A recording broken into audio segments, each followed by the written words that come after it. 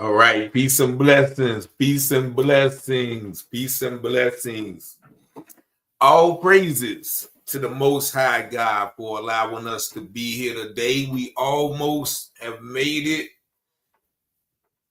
from the year 2024. So first of all, once again, we want to thank God for allowing us to make it or almost make it throughout the year. Shout out to everybody who's watching or who has been watching this podcast. I see you last shall be first. Linda, Sophie, back in the day, 1000. I appreciate y'all for tuning in tonight. Just wanted to check in with y'all. I've been kind of on the road for the past 10 days, so I haven't had a chance to do a live or do a few videos. But I decided to come on tonight because I know it's New Year's night.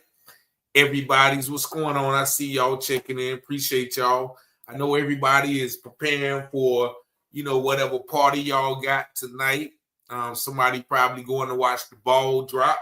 If you in ATL, I know they got the peach drop. Wherever you at, I know if you in my knowledge, North Carolina, they got the pickle drop. Nah, they don't. But whatever y'all doing tonight, man, y'all make sure y'all be safe. I know a lot of people are going out to the watch night service. That's been a tradition.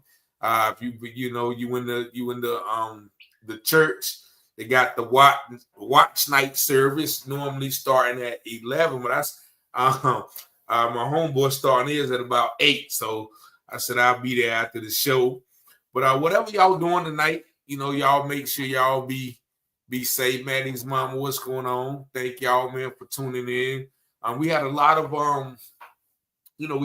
situations, a lot of stories that we covered throughout the year. So I just want to go ahead and just review some of them. We've used this channel to expose a lot of situations that have happened that were in jest, that were shocking, that were little known, all throughout the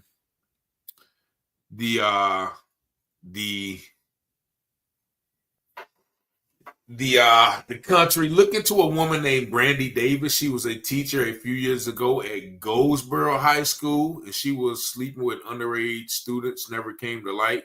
She sued the school. Is that Brandy Davis? Okay, if that's in Goldsboro, I'm gonna be on it because that's where I'm from. Yeah, I definitely got Robert Brooks on the he's actually in the queue. Y'all probably will see that one tomorrow. I've been trying to catch up. Appreciate everybody who's been sending me stories. I haven't been overlooking them. Like I said, I've been on the road for about 10 days. So I'm catching up with all of those. Thank y'all for tuning into the website, for purchasing the books. All of the things, just keeping me informed about things that I'm missing out on. So this upcoming year, we're going to try to keep it once again informative, try to do a little bit of new things. But I really, really, really appreciate all of y'all for tuning in. I'm gonna share this real quick, and we're going to get into some of this review, and so we can if this is your first time to the channel, please let me know where you're coming from. Like the channel, subscribe to the channel. Let me go ahead and play the introduction song real quick, and we're going to come back real quick and just go over a few of these things before I let y'all go out and have y'all, live y'all best life tonight. But this is from local stories to Wayne County news. Get ready to dive into everything happening in North Carolina with Taylor House Publishing. Got a story to share? Shoot us an email at taylorpublishinghouse@gmail.com. If you're looking to publish your book or need some top-notch mentorship, we've got your back. Join the excitement with the one and only Richard Taylor, right here at Taylor House Publishing. Speak with Richard directly at 919-587-7782. Don't forget to smash that like button, hit subscribe, and invite your family and friends to watch. From Wayne County to the Carolina coast, Taylor House brings the news you love most. Tune in on YouTube, don't miss a beat. Local stories that keep you on your feet. Taylor House, we got the school. Right. Taylor House Publishing. All right. Peace and love. Peace and love. I'm back, man. And I know y'all probably got y'all, what is it? What you supposed to cook on New Year's? Some black eyed peas and neck bones or something like that. So I know like y'all probably got y'all's boiling. What it was the other tradition? You gotta have a man walk into your house, be the first one to walk into your house or something like that. All the old wives' tales. I don't participate in them, but that's what a lot of people are doing tonight. But yeah, man, we gonna talk about this channel for the beginning of the year. For the past year, we hog head cheese. So we just been, kind of exposing a lot of things. One of the, I guess, very influential cases that we covered was that of our dear brother Javon McGee. Collard greens, yeah. Collard greens. I forgot about collard greens. But Javon McGee, his story still has captivated people. I'm still getting calls constantly because of that. And if you don't remember, Javon McGee was the 21-year-old truck driver who was found in Henderson, North Carolina, with the rope tied around his neck, tied to a tree. And that has just captivated so many of us who watch this channel. We are still captivating it. We are still involved. From my understanding, with the FBI, we have called so much attention to that story that the FBI is involved. So we hope they will do their job correctly and hold Sheriff Brame and all of his minions down there, the sheriffs, the deputies, the DAs, all of those people who are involved in the constant cover-up that that many people have said about the county. I hope they will bring justice. Javon McGee is still with us in our hearts, in our minds, and we're not going to let his story go unheard. And so that's one of the main stories that people are still keeping up on. But because of his situation, it has opened the doors and open the floodgates for a lot of other people to share some of their stories from their states, from their towns, some of the cold cases, some of the suspicious cases that have been swept under the rug, sort of like Javon. If it was not, for Javon's cousin doing the TikTok video, and then a lot of other creators picking up the story, then it would have been just another byword in the community, or something like, well, yeah, it's sad what happened to him, but the next story. And sadly, that's a lot of the major publications did cover it, but unfortunately they had to move on to the next story. But we're still on that story. His demise is not in vain. So I want to thank everybody who did the research, who provided information, who did a lot of the things to help us continue to bring these things to light. So I want to thank once again all of you all as well. And with JVR, there was a lot of other cases that was coming to light. There's a young man and I actually had to remove that video. But he's in Goldsboro, North Carolina's jail. His name is Islam Duff. And he's in jail on the charges. He has, some serious charges, but he has been held in the Goldsboro, North Carolina jail for a period of 7 years without going to trial.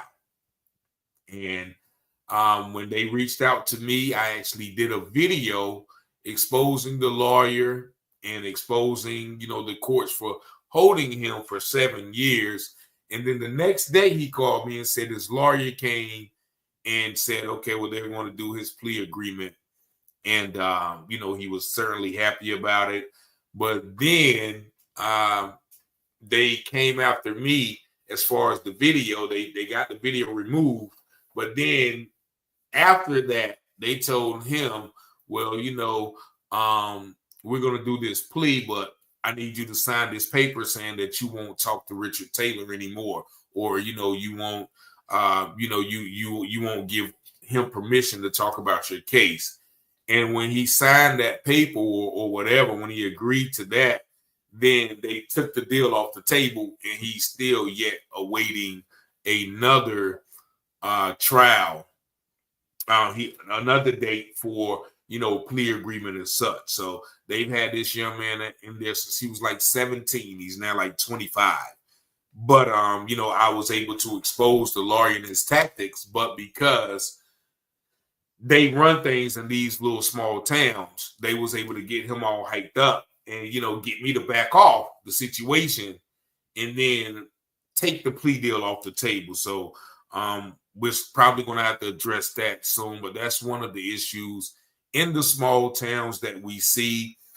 A lot of these things that we've been covering are small towns that operate like that, where the DAs and the sheriffs, the powers that be, they're able to do what they will when they will. So that's when we're going to keep a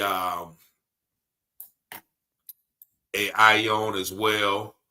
Javon McGee, once again, like this is like I'm looking, back from that time, when we were doing those. So it's about 50 videos on Javon.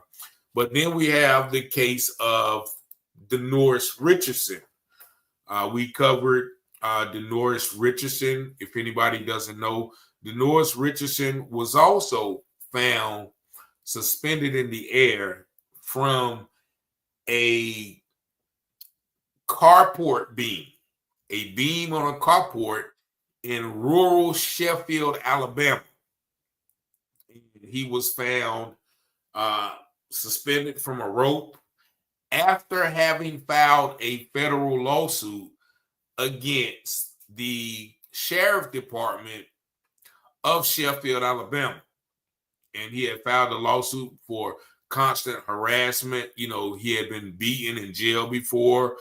They had been targeting him since he was a child, according to his wife.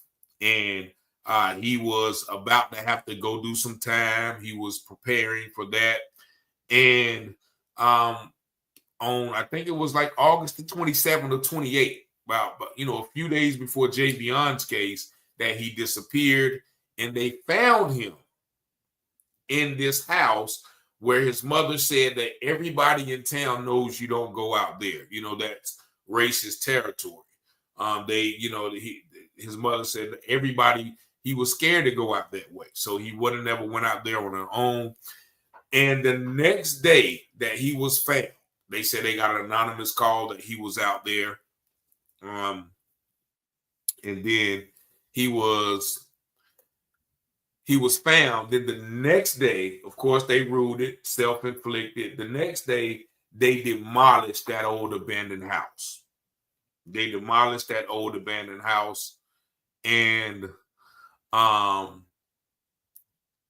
that's how they got rid of the evidence. However, because of pressure through what's going on, Miss Terry? Appreciate y'all. I see y'all. because of the pressure from the the media and other outlets, the federal government, the FBI, is investigating his demise as well. Are we for sure that Torrance Terry was one of the three in the picture, or just alleged? What did the parents say? Well, the parents say, we're talking about Javon McGee. The parents did say that, one of the guys in the picture that we've been showing was one of the guys in the room with them in the interrogation when they talked about Javon. So apparently, the parents feel that black man in the picture was the same black man that was in the room with them, and that would be Detective Torrance Terry.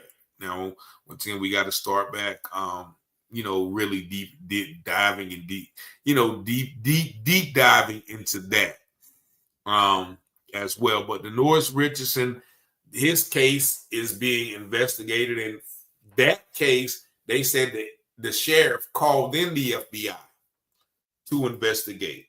And so I don't know if Silence of the Lambs. Yeah, we're going to get to Silence of the Lambs. I don't know. Greetings, Trina Brown. Appreciate y'all for tuning in. So I don't know if Sheriff Rain called the FBI in on Javion's case, or it was a case of, us calling them and alerting them to the need for the FBI to be called in. And then right around that time, there was another young man named Jacob Lindsay. Now, Jacob Lindsay was found in Hattiesburg, Mississippi. Now, Jacob Lindsay, he was 18 years old, and he was found suspended in the air from a tree in Hattiesburg on September the 17th, about 6 days after Javon. Now, he was 18. He was a child of the foster care system, and he was found in a tree right near the school that he had recently graduated from. And so they went with the same narrative that, hey, this is what he has done. And, they quickly swept it under the rug. And to my knowledge, it has still been ruled as such, as, he inflicted that upon himself. And so that's another case that has been really swept under the rug. Now, another case, let me see if we can go. I can find a few more. Okay. So this one we were looking at is Dewan Aki Hayden. Now, Dewan Aki Hayden was, I think he was about 21. He was in Jacksonville, Florida. He was outside with some friends. They alleged that the police were watching them, make some transactions, and they messed around and tried to approach him. Mr. Aki Hayden ran. He ran, and when he ran, police opened fire on him, and they expired him. And it's my understanding that, he ran to actually, and I might get these a little mixed up, because there were actually like 3 cases in Jacksonville, Florida, within a like a month period. So this one was Dewan Aki Hayden. And of course the officer was not charged. And you might remember 31-year-old Evan Bryant. 31-year-old Evan Bryant. He was the one found right around August of this year in Vidor, Texas. Vidor, Texas. He was at this truck stop, and there was woods behind the truck stop. And they said that, this vibrant 31-year-old truck driver just got out of his truck, went into the woods, hoisted himself up in a tree, and unalived himself. And then they went with the mental health narrative that he was suffering from mental health problems, which his family did not confirm. And so that was another pattern that we have been seeing. And I should have did the research. It's been so many. I didn't have time to kind of write them all down and things. So I'm just going actually through the video, the video log from the channel, and seeing which cases that are coming up. Now, also the Trinity White Knights. The Trinity White Knights is a local group of Triple K members who were sending out letters. And this was this year. They were sending out letters to other states. Yeah, Vidor, Texas is notoriously a sundown town. They were sending out letters to other states, recruiting members to come join their organization. Whether they were sending them to Kentucky, Ohio, Pennsylvania. They were recruiting, and they're based right here in North Carolina.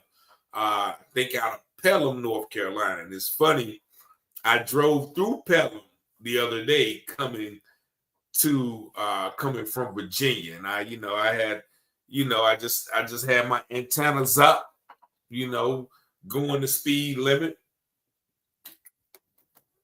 But it was funny when I saw a couple of those towns coming from the northeastern part, where the Virginia and North Carolina border.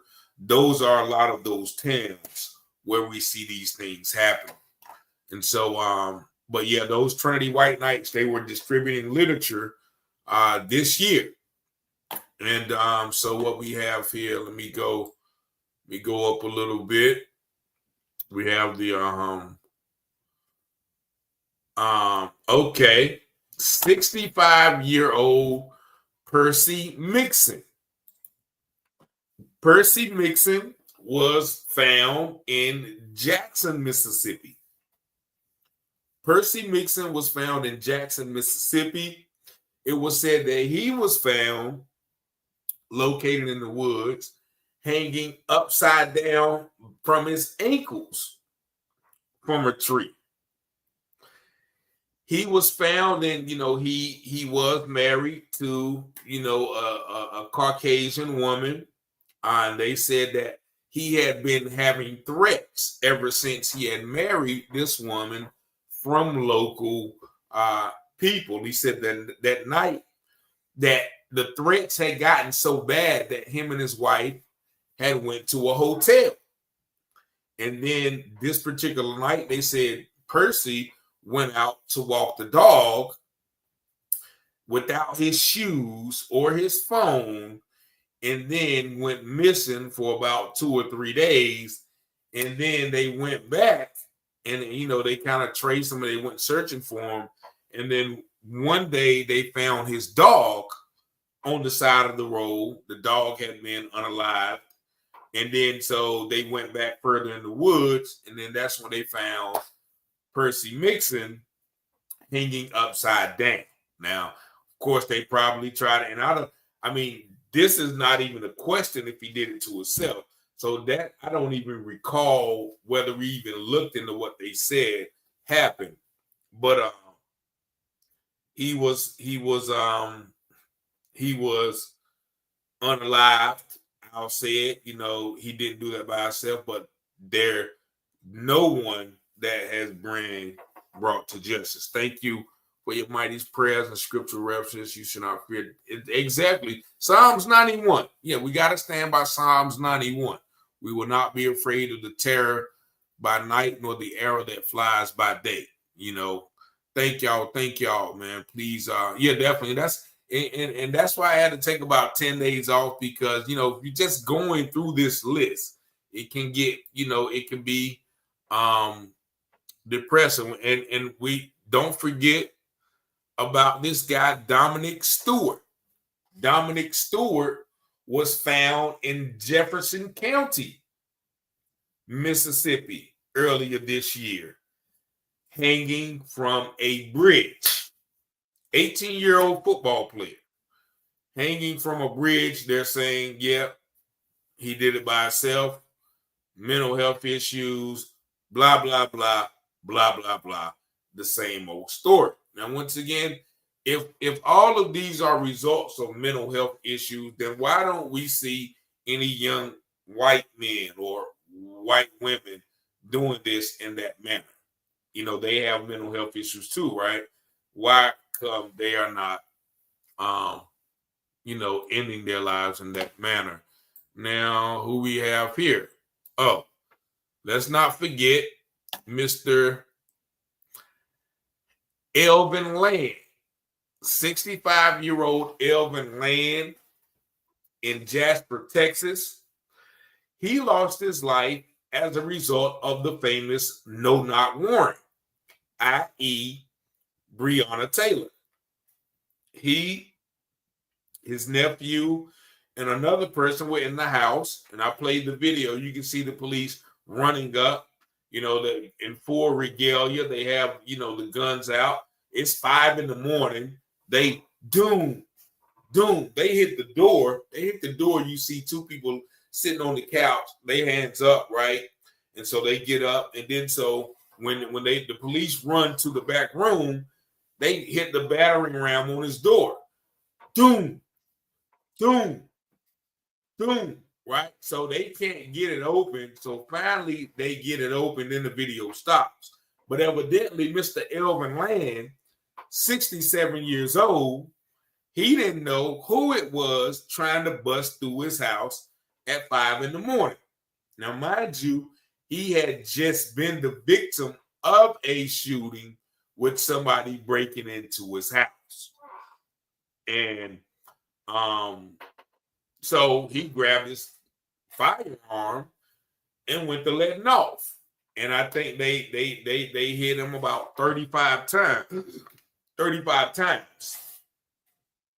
Unaliving him. Now, then, of course, the narrative is, well, they found substances in the house. So immediately they tried to criminalize the brother,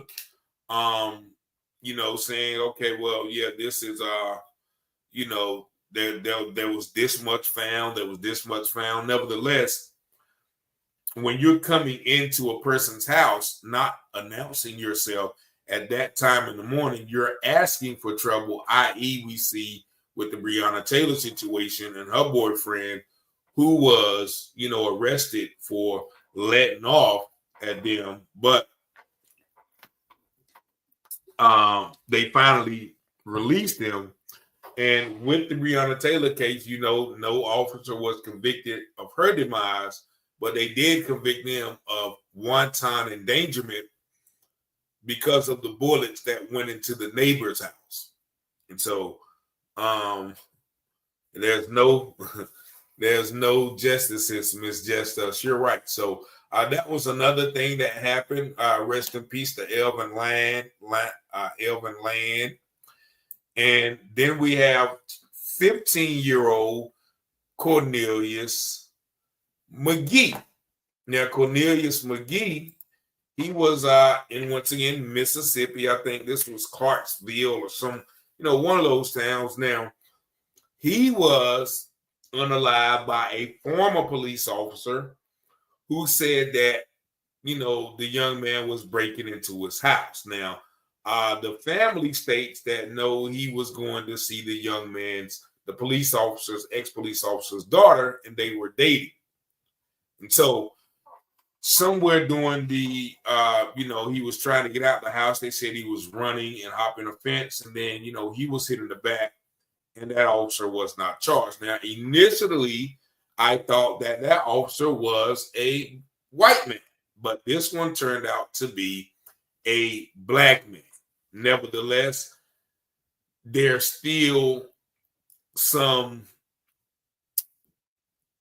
culpability when it comes to law enforcement and their preferential treatment when these things happen. There's two conflicting stories. But this 15, even if he was, they tried to say he went in there and tried to steal some guns.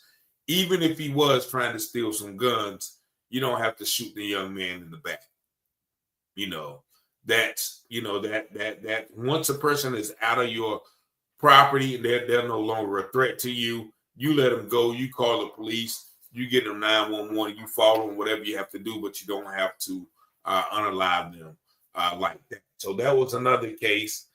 And this one is the case of Jimmy Clayton and Leroy Holder.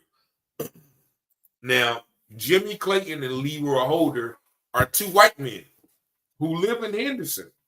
Now, this happened right around the time of Javon McGee, a couple of days before. Now, Jimmy Clayton was a man who beat Leroy Holder, another white guy, into a coma for some past beef they had, according to the children. You can go back and watch the video. But this happened in Henderson, and they beat Mr. Holder at the store. They said that Mr. Clayton was beating him so bad that another motorcycle guy had to come up and be like, "Yo, man, if you keep hitting that man, I'm going to pull out my pistol and do something to you." So at that time, Jimmy Clayton left Leroy Holder alone until the guy left. Then when Mr. Holder stumbled back to his truck, Mr. Clayton went to beating him again through the window, so much so that I think the relative that was with Mr. Holder had to drive him off. Drove him to the hospital. He had to have surgery like on his face and his ribs and his hip. He was that much injured, and the surgery didn't go so well, so he ended up in a coma. And then he passed after, about a week's time. And the only charge that they charged Mr. Clayton with was like simple assault or something like that. And then when Mr. Holder passed, they charged him with like assault with a deadly weapon with intent to kill, inflicted serious injury, which still is not the charge which it should be, which is cold cut, clear cut, unalive, right? And so that's another form of the judicial system in Henderson, North Carolina, failing to produce justice. Now, in this case, it was even one of their own. And so that is something that I got it. Yeah, I got to cover that one too. Yeah, the brothers in Detroit, yeah, they definitely stood on what they needed to stand on. Now, but this Henderson judicial system is definitely something to watch. Now, also we had the Black church in October down there in Texas. A Black church. Appreciate the super chat. Love you, big guns. You immense. Welcome home. Appreciate you, Terry. The church was spray painted with the N-word. And then I think the same night or later that night, the church was burned to the ground in the town. It's a little town of Texas. What is that? What is that town name? Paris, Texas. That's what it was. Paris, Texas. So They burnt that down, and there's advocates out there. The church was owned by a black pastor. They've since moved. But he said that he has been harassed since moving there.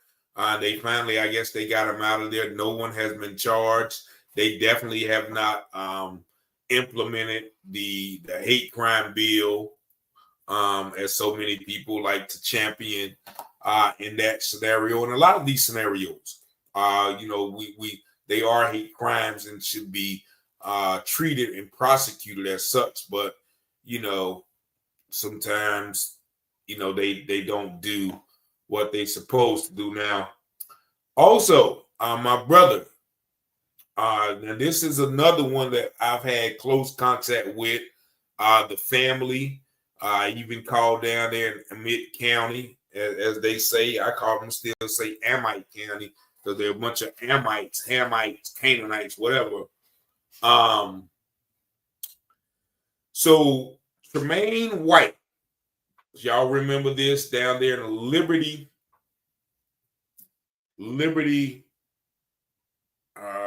I don't forgot, was it Liberty, Mississippi?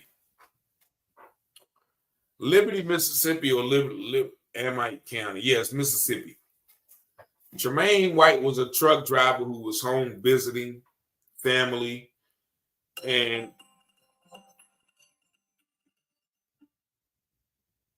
he and I don't know if there's somebody calling, but I don't have the number on the screen, so let's put the number on the screen. And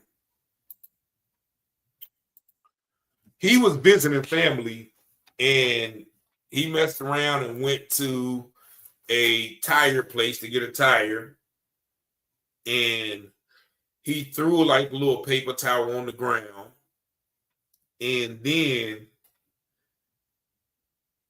the guy called and said, well, it looked like he put some white substance and he poured some white liquid on the ground.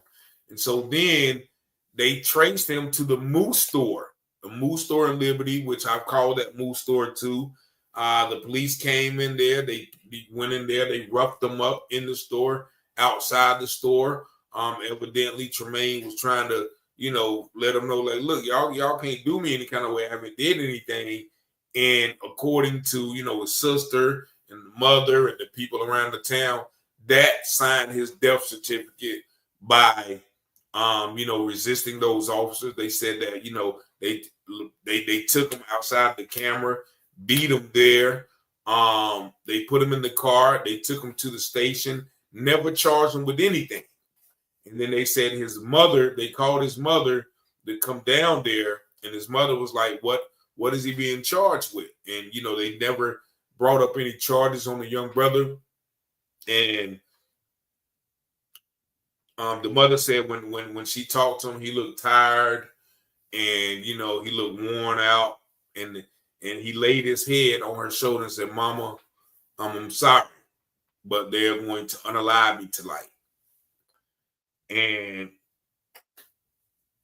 the next day, she was called, his mother was called, and, she went down there and they told her son was found deceased in his cell. And I called down there a couple of times, and they said they had no comment.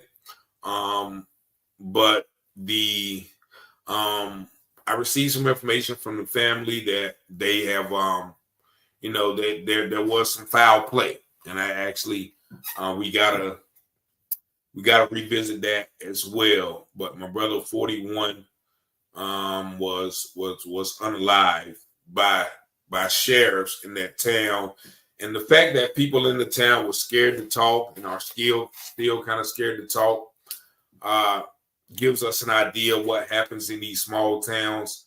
Liberty, Mississippi is only about 500 people, I think.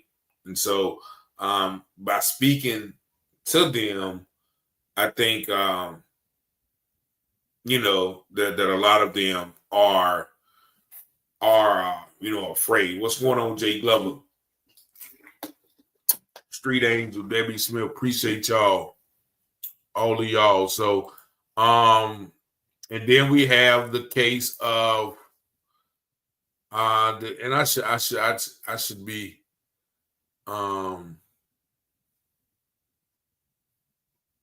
see, I can't even remember this guy name, but y'all remember the guy from Minneapolis who was shot by his neighbor in the neck for trimming a tree that was growing across his yard. Now, this man said he had been called the police on his neighbor several times.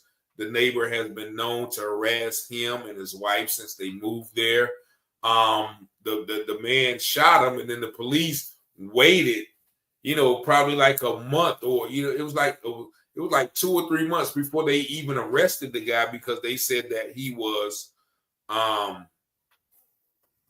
let me know what's going to send the thing to the website, man. Let me, Antonio M. Yeah, I want to hear about that. Maybe we can put that story out there as well.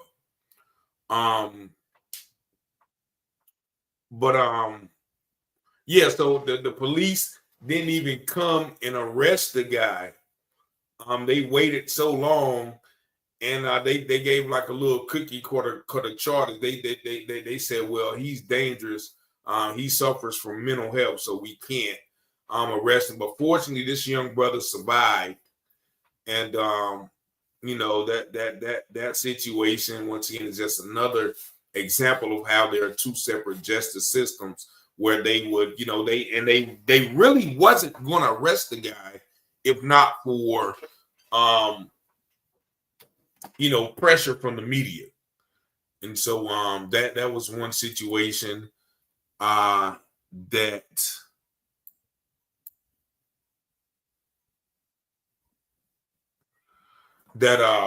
caught my eye. And also my brother Sean Colin. Now, Sean Colin was at a nightclub in Abilene, Texas. He was at the front of the line when people started to push through the line. He bumped into this officer, and the officer, pulled out his weapon and just unalived him. Now, this wasn't a police officer. This was a security officer, one of those private security officers. And I researched that firm, that they have a lot of ex-military and a lot of ex-police, a lot of ex-detention officers on their in their company.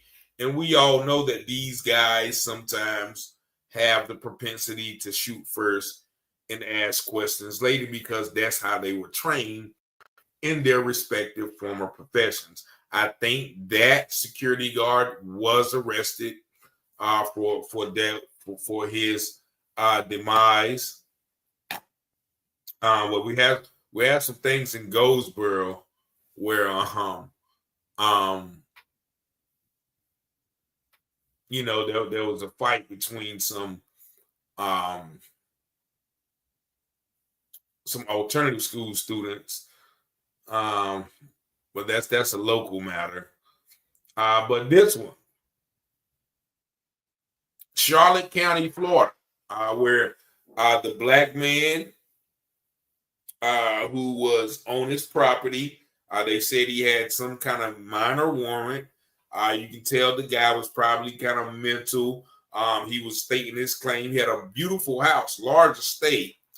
And, he was like, nah, y'all get off my property. Y'all get off my property. I am not who you're looking for, blah, blah, blah. And then at first they tased him. And when they tased him, he wouldn't go down. He was just like, he was just, he's a big, he was a big African brother. And so finally, when they started, when they finally stopped tasing him, he kind of ran at the officers like that. And then the officer stepped out the way and just unloaded on him. And then, he tried to, fake some cries. Now, I didn't mean to do it. I didn't mean to do it. He made me do it. He made me do it. And of course, then they brought up, the guys. They tried to criminalize, but I think he had a legal growing operation. That's why he was, he was so well off. He had a legal growing operation, and the midst of the warrant was like for a misdemeanor something. But he was assertive about not wanting to go to jail. But they unalive that black man, and that was this year. Jacksonville, Florida again. This is in November. Jacksonville police unalived a man who was only holding a butter knife. They said that they came to the scene of a carjacking. A family was out there, and they they were the victim of the carjacking. So this guy, whom they quote unquote known from the neighborhood, came and started an argument with them. And when he was arguing with somebody, he allegedly pulled out a knife, and the cop said he made a stabbing motion, and then the officer engaged the suspect, letting off rounds, and then they unalived the suspect. So that once again went unprosecuted. Down in Jacksonville, they had a slew down there, a slew of them in Jacksonville. Then we have the Vance County bail bondsmen down there arrested for fake being a fake bail bondsman, not having all of their information intact to be a bail bondsman. So that was interesting. Also, we had the man in North Carolina who hung a dummy of a body being hung at the tree for his Halloween decoration. And so, that was, he caught some slack for that. The city made him take it down. But that just goes to show you some of the mindsets that still persist. Let's see what we got. Okay. Where did my other thing go here? Okay. So now we got the Granville Sheriff Office. Granville Sheriff Braden Wilkins, he was arrested for trying to plot the demise of one of his black deputies who had him on tape using racial slurs. And then he was also charged with trying to plant evidence and stopping and harassing this black deputy after the black deputy was fired, because he had that evidence on this sheriff. Now this sheriff is now actually out of jail.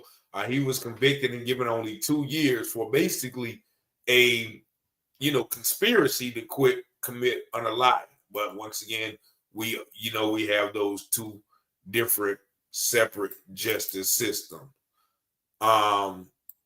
Another case in Henderson where they shot 23-year-old Carlos Austin. He was in the line for some Uber Eats, and evidently he quote unquote had some kind of warrant or whatever. And when they opened the door to tell him to get out, he reportedly pointed a gun at officers. Of course, that's what they say. And then, they fired him up. Fortunately, he lived. Now, this happened in Henderson. I think this was last year or a year before. His relative called me. But, once again, that there was nothing done to those officers as well. Now, let me look at this. But hold on. See, I got some turkey necks on, right? I don't want the water to run out. So hold on real quick. Let me put some water in these doors.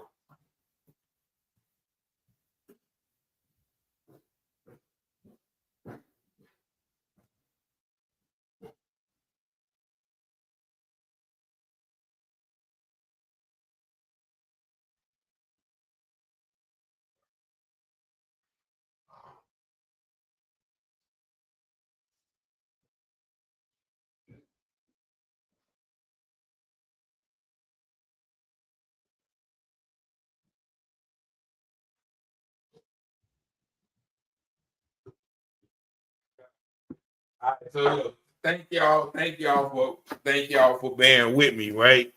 So yeah, I have some turkey necks, right? Not no better turkey than bear. Yeah, and I'm actually trying. I'm gonna try to go meatless. For a while. In the beginning. What's up, Felicia? I see you. I'm gonna try to go. Never. Yeah, turkey necks is like that though. They like that. But So let me see who else. Who else we got? Oh yeah. So a jury, Big John, in Haynesville, Alabama. Y'all can look this up. A 18-year-old white boy killed the sheriff.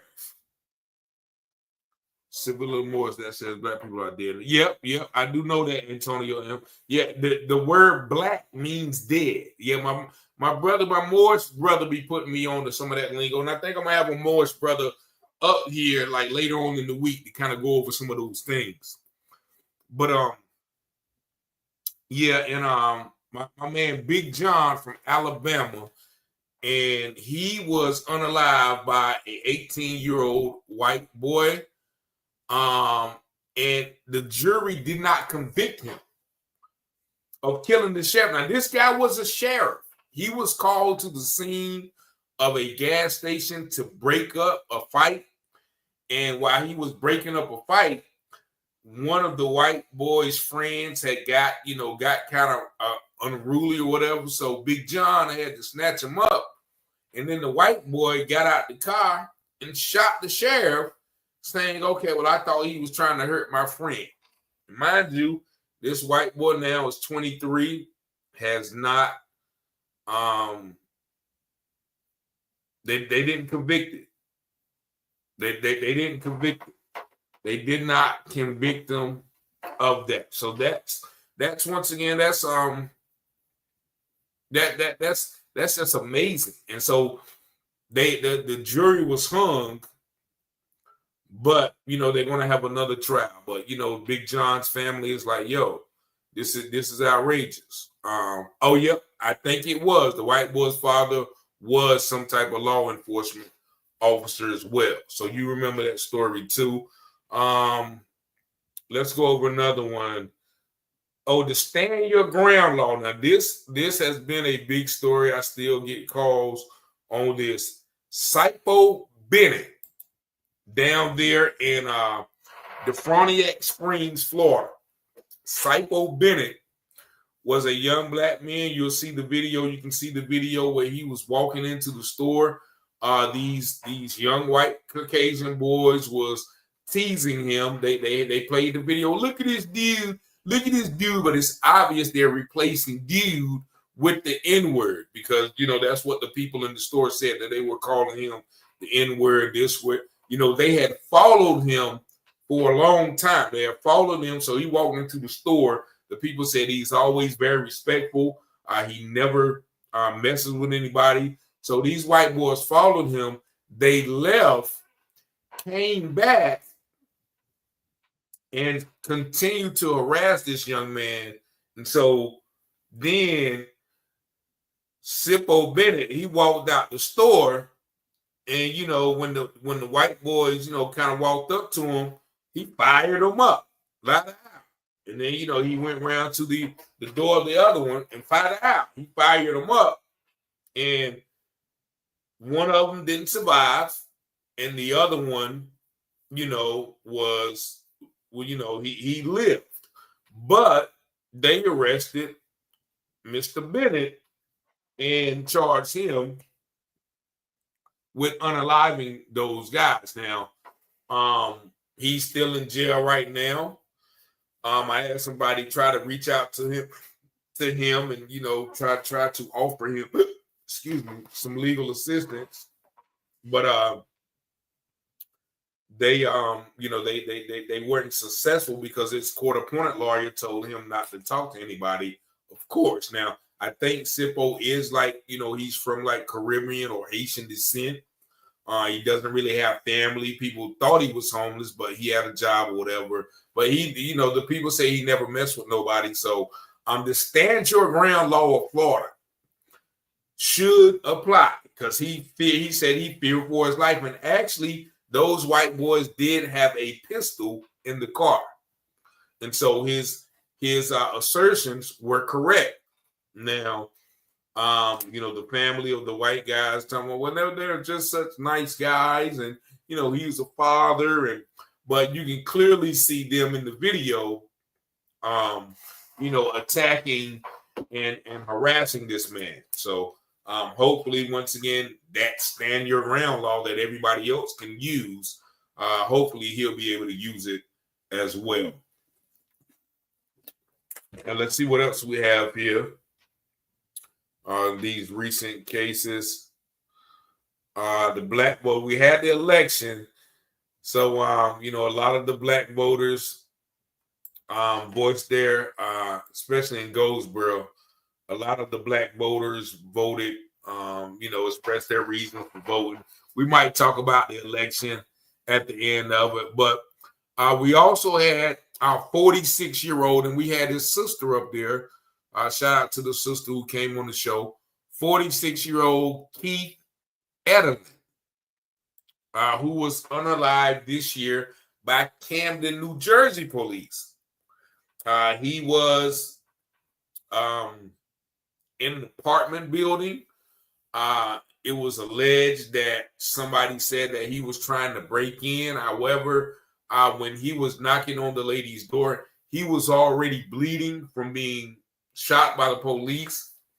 And so his family is still seeking justice. They don't know what happened. No police have been charged. They said he don't even go on that side of town, that side of town, so they don't know why he was over there. He was at his father's house and he left. There was like a book bag involved or something like that. He had left his phone and things like that. So a lot of things about that case doesn't add up towards the family, but that happened this year, and no justice has been served in that case. And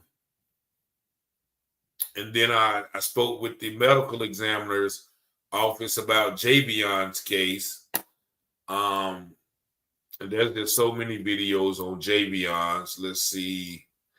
Let's go back here.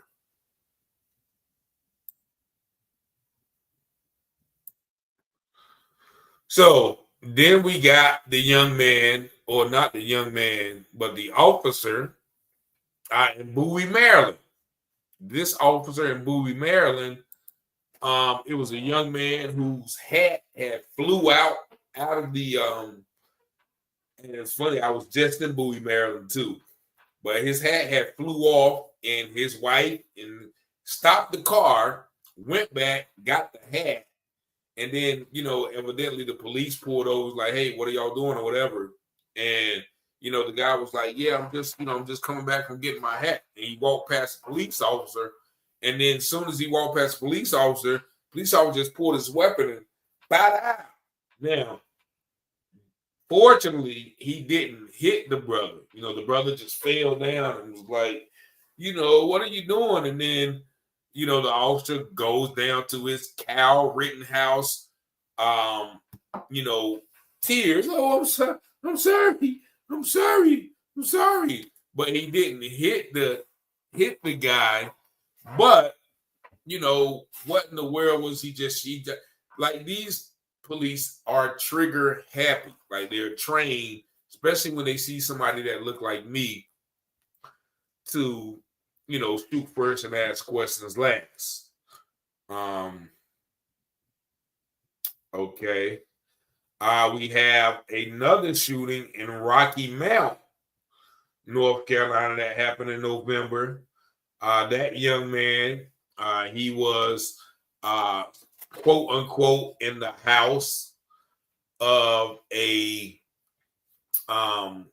suspected drug area, and they said when they went in the house, it was 4 people in there. One of them got hit.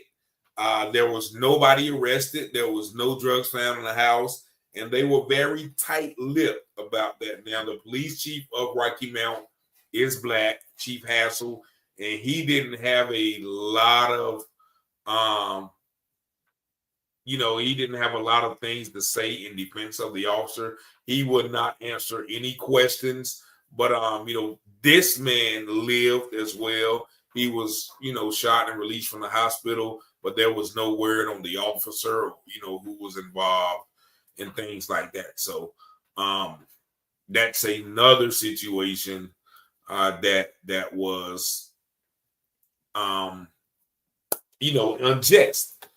Okay, let's see what we have here. 17-year-old Ravion Shaheed, terminated by Flint, Michigan state troopers. Ravion Shaheed was 17 years old.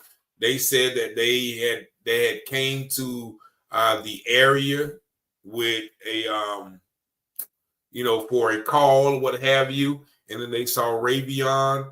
Mr. Ravion ran from them, and you can see those officers with military-style weapons just pick them off and hit them a lot of times in the back.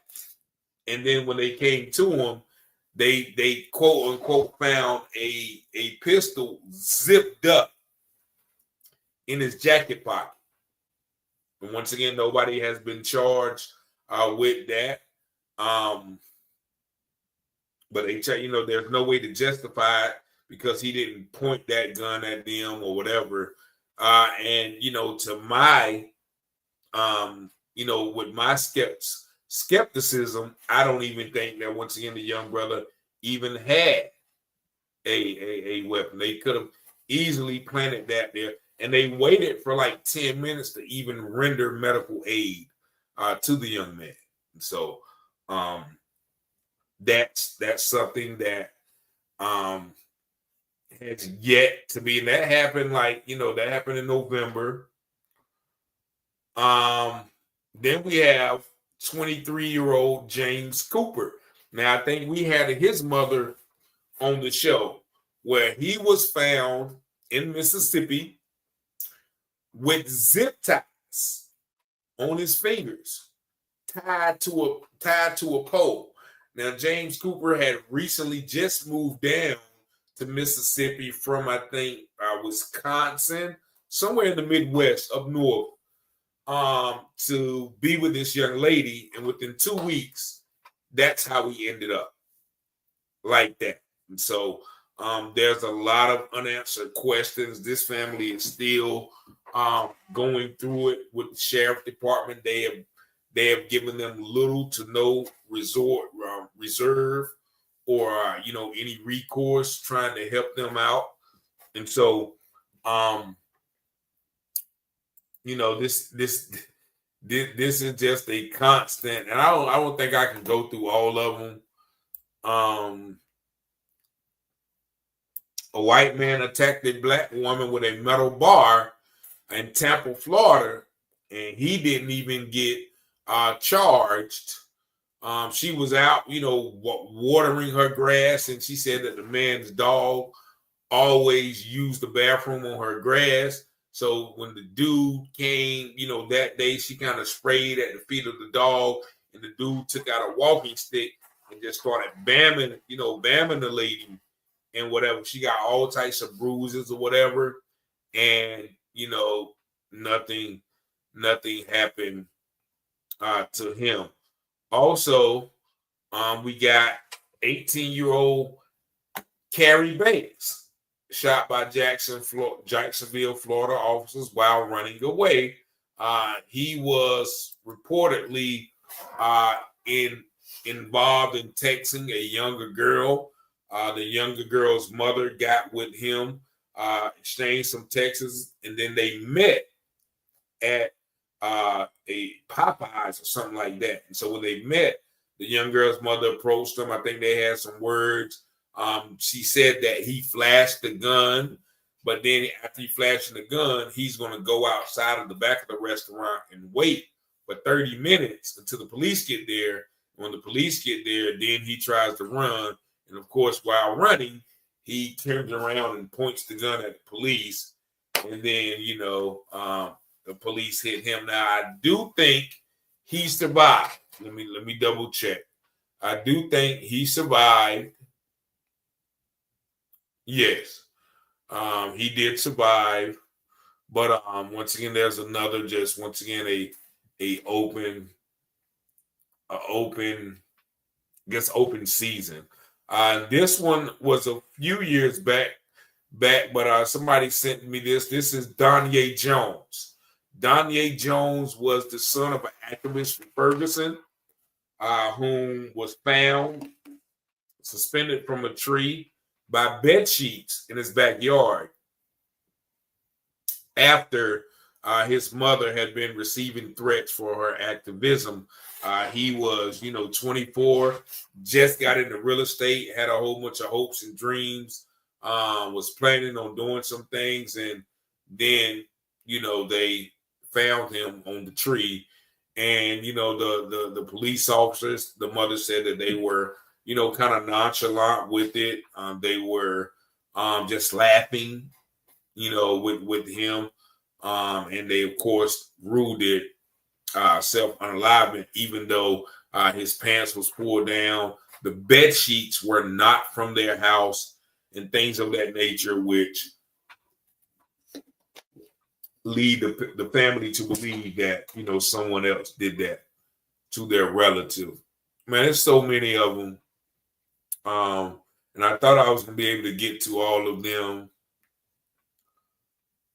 There's the Black Granville County deputy that was found as a part of this love triangle up in Granville County, which is the county next to Henderson, where the Black deputy was allegedly sleeping with this white woman, Kelly Morris. Her husband found out. He unalived her that day that she went missing, and then they found her like a year and some change later in a fox pen. And the only thing they found was a skull because the animals had eaten her. But then about 10 days after she went missing, they found the Black deputy hanging on a property that was said to be belonged to sheriff. But also somebody said that, it was his, they found him in the garage or whatever.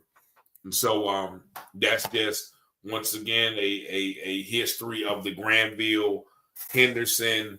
I don't even know what is Henderson County. I don't forgot what they county is now.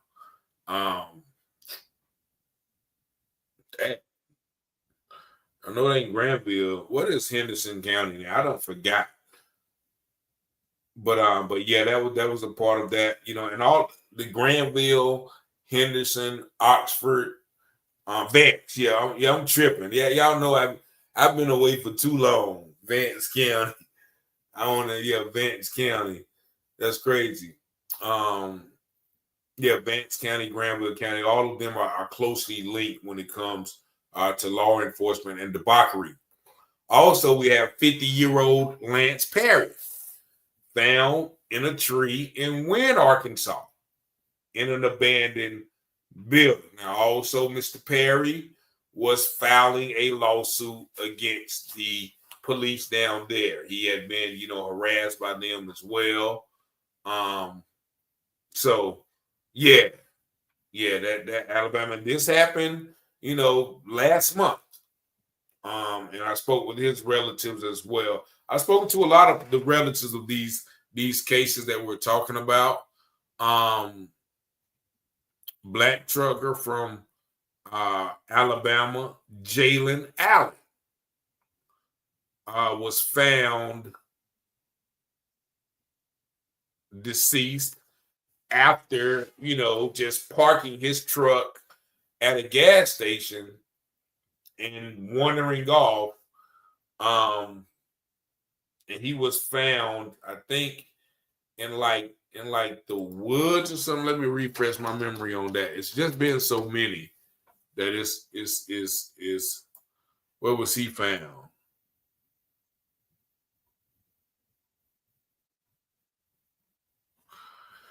It doesn't, but he was found like in some woods or something like that. But they didn't really elaborate on it. But that was another young brother. Okay, there was a teen shot in Durham, North Carolina, last month because they were racing cars in a parking lot. The team was running. You probably can see that video. The team was running. He messed around and fell, and a gun came out. He got up and kept running, and then he was shot in the back. We have Michelle up there in Minnesota, who was stomped out by two white thugs at a bar. Nothing was done to them. Willie Jones Jr. found in front of a tree in front of his white girlfriend's house. That was a couple of years ago. His family suspects that the father and relatives had something to do with that. He and the girlfriend was arguing that night. They said Willie just got out and walked down the driveway and ended up in the tree with a belt or something like that. We also the video of the Las Vegas man who called the police because of his white girlfriend had broken into his house trying to stab him, and they was the police unalived him instead of her, which he clearly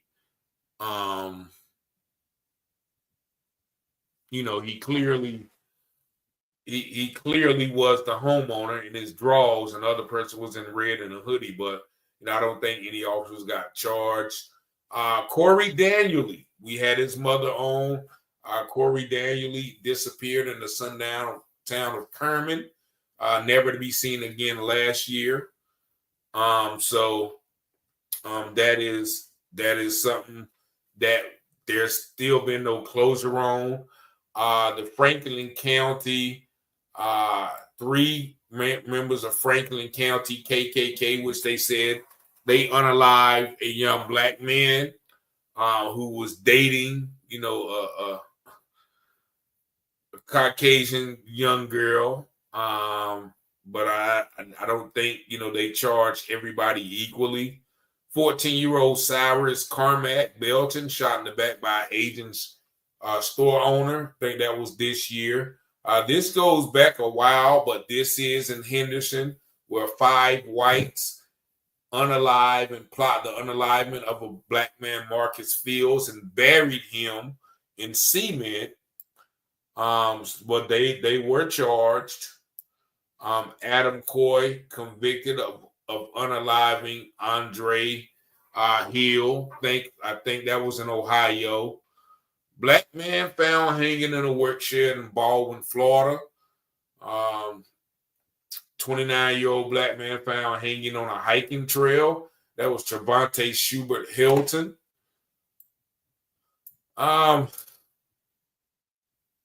Nevin Baker found with his hands tied behind his back in a park in Orlando, Florida. Yona Lubrin, black woman found in a stranger's yard in Orlando, Florida.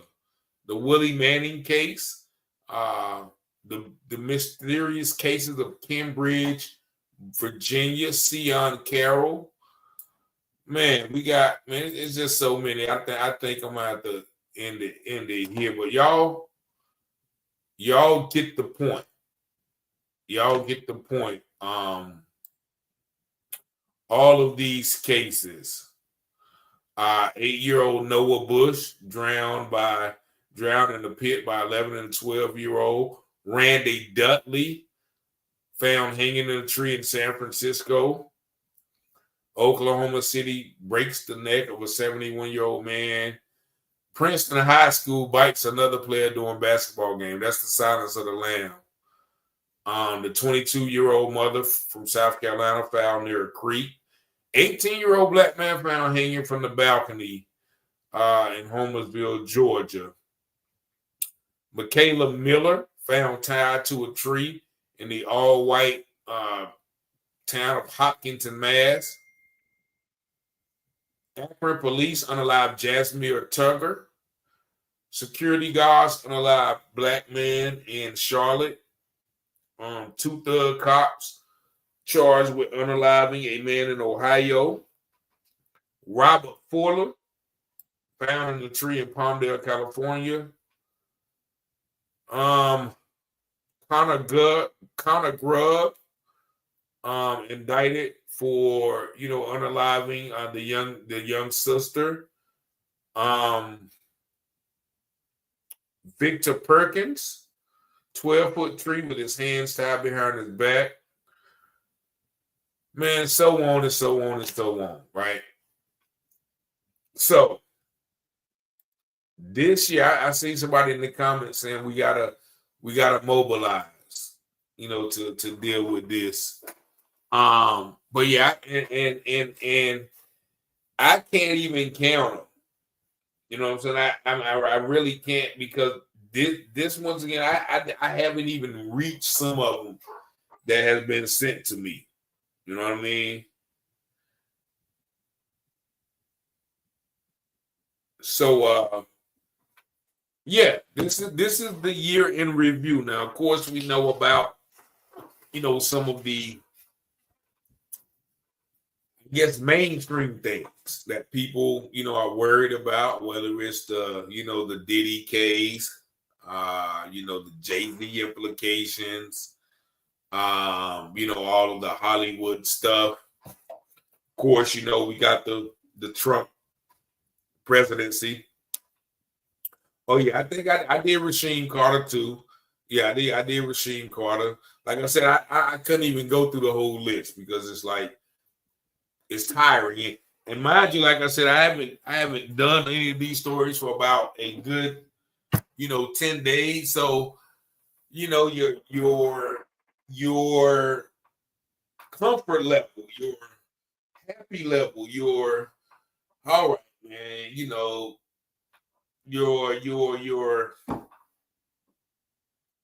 what can I say? Your just your ability to be like, okay, but just unplug, right?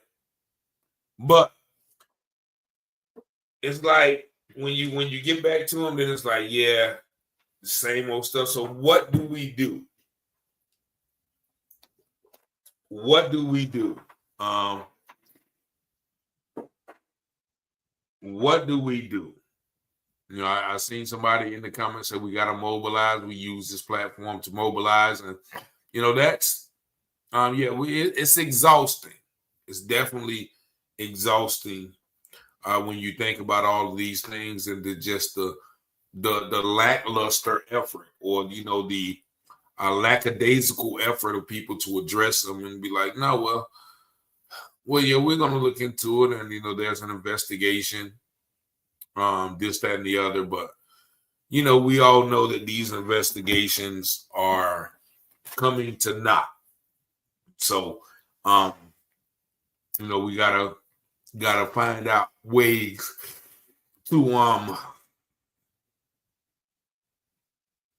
get something done. And once this is the year, they said, of exposure. I don't know what 2025 should be. This should be the year of reckoning, or retribution, or punishment, or consequences, right? I gotta look up what the year 2025 mean, right? Is this the year of the snake? I think. So what does 2025 mean spiritually? Spiritual growth, encouraging individuals to focus on compassion, humanitarianism, and contributing to the greater good by letting go of old cycles to make way for new beginnings. Now, I don't know. That's just a regular old Google search. So I don't know. I mean that that must be the year of the snake. I think it's the year of, yeah, I know. Yeah, they got Shannon. I mean, what's her name? Cat coming on at the beginning of the year. So we're gonna see what Cat talking about. And no matter what we do, we can't do what they are doing as tempting. Yeah, you know what I'm saying? And some people will beg to differ, but I don't, because once again, it's yeah, we don't have the the power to do it.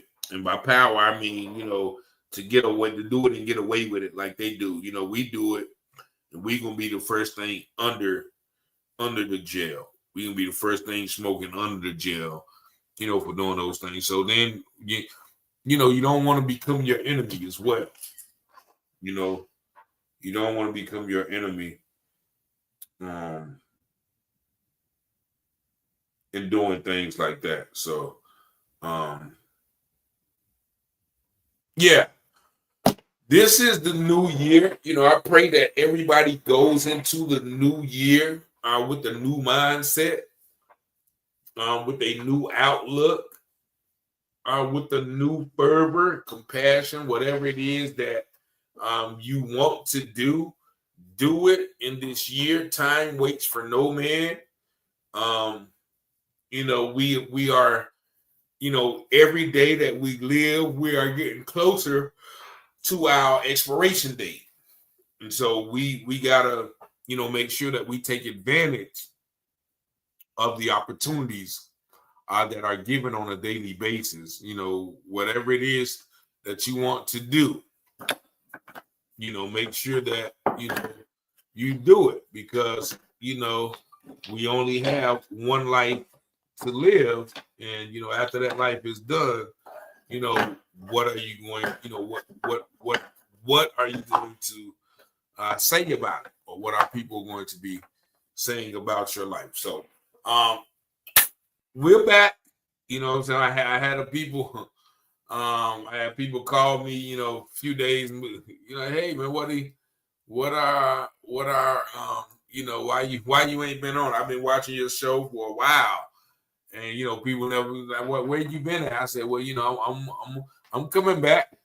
We coming back. So stay tuned for tomorrow. We definitely want to cover the Robert Brooks situation, Shante Downey situations, and some more situations that came up over the holidays that I was not able to get. FBA in the building. I see you, Prince J. Yeah, we are the original people of the world, not just America, but of the world. So I thank y'all for tuning in, man. Y'all make sure y'all check me out. Happy New Year. Y'all stay safe, stay peaceful. Stay vigilant, stay positive, stay above, stay spiritual, stay in tune with the Most High, and stay loving your family, stay, just stay, peaceful, stay loving, you know what I'm saying? Just and just love yourself, you know what I'm saying? Love yourself more, you know what I mean? And then we'll have, once again, everything is in the Most High's hands. And so all those scriptures we quote, no weapon formed against us will prosper. Any tongue that rises up against us in judgment shall be condemned. We are the head, not the tail, above and not beneath, the lender and not the borrower. Anything that our hands touch is anointed to grow. And wherever our feet have tread, you have already given it to us. Have I not commanded you, be strong and very courageous? 1,000 shall fall at thy right hand, 10,000 at thy right side, but it will not come near me or you. We will not be afraid of the arrow that flies by day or the terror by night. We will be kept from the noise and pestilence. Our God shall apply all of our needs. I heard somebody say something about a food shortage, according to his riches and glory. You know what I'm saying? So all of these things, we have faith in that he who has begun this good work in us will see it until the end. I appreciate y'all as well. Thank y'all for tuning in. Thank y'all for subscribing, liking. Y'all make sure once again, you stay tuned for some more shows coming up, the week. And once again, we try to have some people up here to spread some knowledge, to put together some plans, and to encourage us and to give us different perspective. But Peace and blessings. Y'all know the number 919-587-7782. Peace and love. Y'all have a blessed day. And y'all be careful out there if y'all do go somewhere. Peace and love.